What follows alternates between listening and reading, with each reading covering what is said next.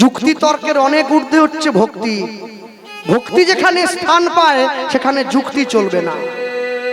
যুক্তি দিয়ে তর্ক করা যায়, যুক্তি দিয়ে মারামারি করা যায়, ঝগড়া করা যায়, কিন্তু ভক্তি দিয়ে ভগবানের উপস্থিতি অনুভব করা যায়। এমনও ভক্তের ঘর আছে যেখানে ভগবান নিজে হাতে এসে খেয়ে গেছে, তার চিহ্ন পর্যন্ত পড়ে আছে। এটা মানুষকে বললে বোঝে না, কেন জানেন? মনে রাখবেন, আমার কথায় কেউ দুঃখ পাবেন না। কদিন আগে আমাদের সারা বাংলার একজন কীর্তন দলের সুনামধন্য কীর্তনিয়া মাননীয় শ্রী দীনকৃষ্ণ দাস ঠাকুর মহাশয়, তিনি মানুষের সামনে দাঁড়িয়ে ভরা মঞ্চে প্রচার করেছিলেন, ভগবান যখন আমাদের জন্ম দিয়েছিল তুলসী মালা পরিয়ে দিয়েছিল কি? আর যারা মদ খায় তারা সব সময় মদের দোকানকে সাপোর্ট করে, হ্যাঁ থাকবে, হ্যাঁ থাকবে। ও জানে তো দোকান উঠে গেলে আমি খাবো কি? যারা মালা পরেনি সাপোর্ট করছে, হ্যাঁ আচ্ছা দেয়নি, একদম দেয়নি, একদম দেয়নি। ঠিক বলেছেন, 100 আপনি তো সত্যের সন্ধানী।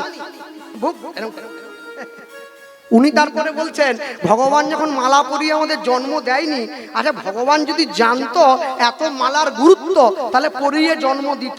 ভগবান পরিয়ে দেয়নি মানে মালা পরার দরকার নাই না। আর যারা পরে আছেন সব ছেড়ে দেন, কি দরকার? হ্যাঁ, আবার উদাহরণ দিচ্ছে কি, বিনয় বাদল দীনেশ মালা পরত, ক্ষুদিরাম বসু মালা পরত, সুভাষচন্দ্র বসু মালা পরত। কোথায় কি যে কি বলি আমি, আমার ভাষা নাই আর কিছু। বিনয় বাদল দীনেশের সঙ্গে মালা তুলনা করছে, কোন স্কুলে পড়েছে এটা? হ্যাঁ, আরে সবাইকে লুঙ্গি পরবে নাকি? কেউ তো ধুতি পরবে নাকি? যে দেশপ্রেমিক হবে, যে দেশ স্বাধীন করবে, তুমি তার সঙ্গে মালার সম্পর্ক টেনে আনছো কি জন্য? যাই বলেছে, ভগবান যখন আমাদের মালা পরিয়ে জন্ম দেয়নি তাহলে মালা পরার দরকার। আমি যদি সেই আসরে থাকতাম না, আস্তে আস্তে করে হাত ধরে করে বলতাম, স্যার ভগবান যখন আমাদের জন্ম দিয়েছিল আমাদের জামা কাপড় পরিয়ে দিয়েছিল কি? এই যে নীল জামা, হলুদ ওড়না দিয়েছিল? না না, দেয়নি দেয়নি। তাহলে আমি বলতাম, তাহলে কি পরার খুব দরকার আছে? ল্যাংটা খুললেই তো হতো, অসুবিধা কি? আরে মরার সময় এমনি খুলে দেবে, সব খুলে নেবে, মালাও দরকার নেই, কাপড়েরও দরকার নেই। উনি আমায় ঘুরে বলতেন, কাপড় পরা হয় লজ্জা ঢাকার জন্য। আমি বলতাম, কাপড় পরা হয় লজ্জা ঢাকার জন্য, মালা পরা হয় হিন্দু সংস্কৃতিকে রক্ষা করার জন্য। নিতাই গৌর প্রেমানন্দে হরি বল, হরি বল। আরে যে ইসলাম ধর্মের মুসলিম ভাই সে তার টুপি পরতে লজ্জা পায় না, খ্রিস্টান ধর্মের যে ভাই যীশু খ্রিস্টের লকেট পরতে লজ্জা পায় না, যে পুলিশের পোশাক পরতে লজ্জা পায় না, বাঙালি মালা পরতে লজ্জা পাবে কেন? অনেকে আমায় বলেছে, কৃষ্ণবাবু মন ঠিক থাকলে সব ঠিক। মন যদি ঠিক থাকে না তাহলে আপনি দেখবেন ও মালা ফেলার কোনো দরকার নেই। তাহলে এই যে আমাকে এনেছে, ওর নামটা ভুলে যাচ্ছে, ও পুলিশে চাকরি করে, ও অসীম আমায় এনেছে। তো অসীম কালকে সকালবেলা যখন থানায় যাবে গামছা কোছা দিয়ে পরে চলে যাবে।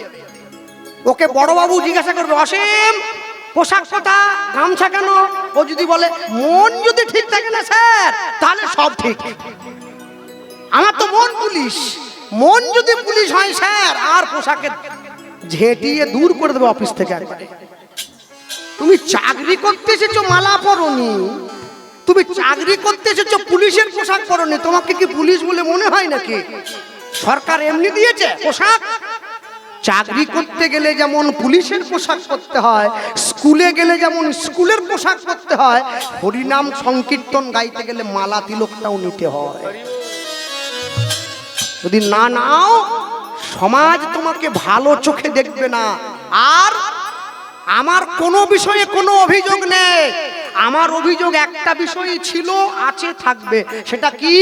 আজকে যে আমি কীর্তন গাইতে এসেছি আমাদের এখানে, আমি নয়, যত কীর্তনীয় আসছে, যারা শ্রোতা এসেছেন সকলে মহাপ্রভুকে কেন্দ্র করে এসেছেন, তাকে বাদ দিয়ে আমরা কেউ আসিনি।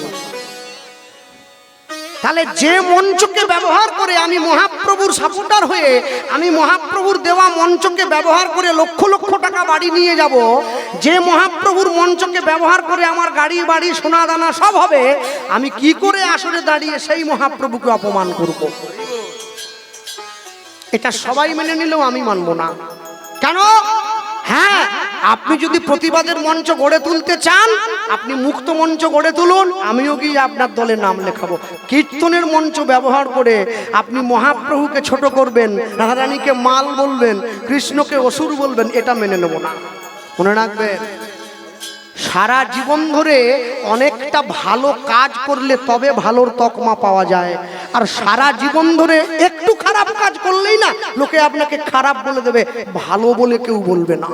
সব সময় মনে রাখবে, পৃথিবীতে যা করছেন যেমন ভাবে করছেন এর সব কিছুর হিসেব আপনাকে দিয়ে যেতে হবে।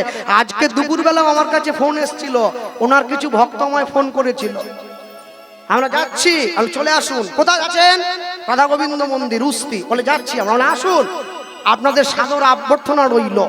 মনে রাখবেন, যারা, আমি অনেক মুসলমান ভাইয়ের সঙ্গে আমার ভালো সম্পর্ক আছে, অনেকের সঙ্গে আমার বন্ধুত্ব আছে, আমি অনেককে প্রশ্ন করেছি, ভাই তুমি কোরআন পড়তে পারো? 100 জনের মধ্যে 90 জন বলেছে না স্যার আমরা কোরআন পড়তে পারি না। কেন? কোরআন পড়তে গেলে মাদ্রাসায় ভর্তি হতে হয়, আরবি ভাষা শিখতে হয়, তারপরে কোরআন পড়তে হয়। সবাই পারবে না পড়তে স্যার। আচ্ছা বলুন, যে মুসলমান কোরআন পড়তে জানে না তার সামনে দাঁড়িয়ে আপনি কোরআনের নিন্দা করবেন তো ও শুনবে না। কেন? ও বলবে এটা আমাদের ধর্মগ্রন্থ, আমরা এর নিন্দা শুনবো না। যে সমস্ত খ্রিস্টানরা বাইবেল পড়তে জানে না তারা কিন্তু বাইবেলের নিন্দা শুনবে না, কিন্তু যে হিন্দু গীতা পড়তে জানে সে হরিবাসরে বসে গীতার নিন্দা চুপচাপ শুনবে, আবার হাততালি দেবে। আমাদের সর্বনাশের মূলে অন্য কেউ নয়, আমাদের সর্বনাশের মূলে আমরা নিজেরা। কেন জানেন? মঞ্চ আমরা তৈরি করে দিয়েছি বলার জন্যে। মঞ্চ যদি তৈরি করে না দিতাম কোনোদিন এগুলো বলার মতো কেউ থাকতো না। সব সময় মনে রাখবেন, পৃথিবীতে ভালো থেকে খারাপটা প্রচার হয় আগে, ভালোটা প্রচার পরে হয়। কিন্তু আপনি জগতে যাই করুন, যেভাবেই চলুন, আপনি কিন্তু নিজেকে আধার কার্ডে, রেশন কার্ডে, ভোটার কার্ডে ভারতীয় বলে পরিচয় দেন, আপনি বাঙালি বলে পরিচয় দেন, সনাতন হিন্দু ধর্মের মানুষ বলে পরিচয় দেন। তাহলে আপনি যদি নিজেকে সনাতনী বলে পরিচয় দিয়ে থাকেন, তাহলে আপনি সনাতনী হয়ে কেন সনাতনের অপমান করছেন? এটা কি আপনার অপমান নয়? হৃদয় আছে যা সেই তো ভালোবাসে, প্রতিটি মানুষের জীবনে প্রেম আসে। হৃদয় আছে যা সেই তো ভালোবাসে, প্রতিটি মানুষের জীবনে প্রেম আসে। চোখের আড়ালে মাটির নিচেও ফলগু চিরদিন নীরবে বয়ে যাবে। হৃদয়ে লেখো না সে নাম রয়ে যাবে।